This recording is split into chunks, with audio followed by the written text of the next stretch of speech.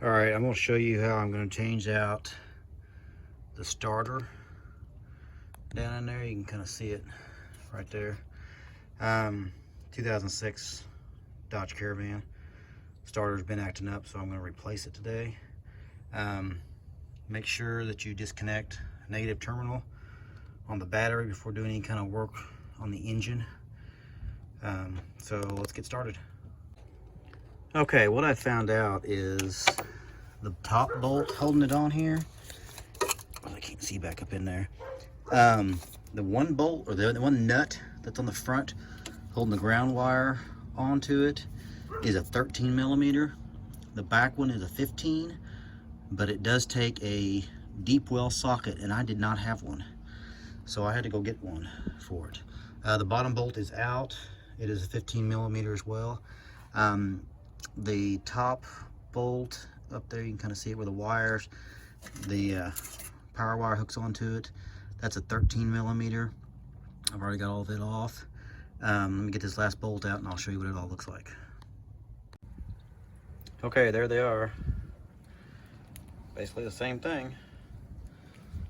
Just one of them's a lot cleaner than the other one, obviously. I'll put a list of all the tools that I've used throughout this, the sizes and everything, so you make sure you got the right ones before you start. It's a good idea. Okay, there's what it looks like. There's the bolt right there, right here. That holds in the bottom. Cannot see a whole lot from underneath here on how it goes in there, but that's the bottom bolt that holds it in, and you've got the two wires on top. Let me go up there and show you what that looks like.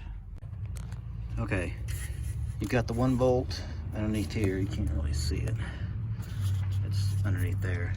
That's the one that this ground wire hooks onto. That's the one you gotta have a deep well socket for. And you've got your power lead on top, and then you've got this other, I'm not sure what that one's for, piece on there. Mine, apparently when I took the old one off, this piece of the plastic that goes over was broke inside of it. I didn't realize it. And I had a heck of a time. I couldn't get that thing on there for nothing. And I finally noticed on the old one that the piece was broke off. So I had to clean it out of that connector, and then it snapped right on after that. So didn't have any issues after that. So let me get this hooked back up to the battery and let's see if it starts. Okay, it starts. Everything's hooked back up, battery and everything. So there you go. I believe I got it off of I got it off of Amazon, like 80 bucks, I think, shipped, free shipping. So they're not very expensive. And I do not have to send the core back. If you go to the auto parts store locally, you probably need to return the core, which is the old one, to them. And they were wanting $120 here locally to do that. So plus another $20 for the core if you didn't bring back the core. So it's a whole lot cheaper ordering this stuff online and doing it yourself by far. So there it is. Okay, the tools I used was a 12 millimeter on the new nut on top of the starter where the power supply goes into. It was a 12 millimeter. The old one was a 13 millimeter. There's a 13 millimeter nut on the bolt where the ground goes onto, and then I had to go and use 15 deep to pull out the rest of the bolt. The 15 short was for the bottom bolt. Screwdriver was on the little connector on top. It's got a little safety connector to hold it in, a little red piece. I use a screwdriver to pop it loose, and then it comes out. The 10 millimeter wrench I used on the battery connector, that could vary depending on what you've got on your battery connectors, but that's what this one happened to be. So that's basically all the tools that I used to put that in, and then in just a little bit of time.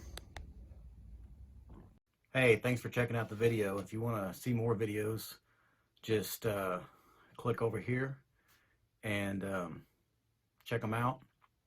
Also, please subscribe to the channel if you want to see more videos like this one.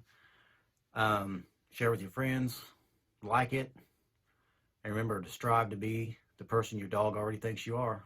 Until next time.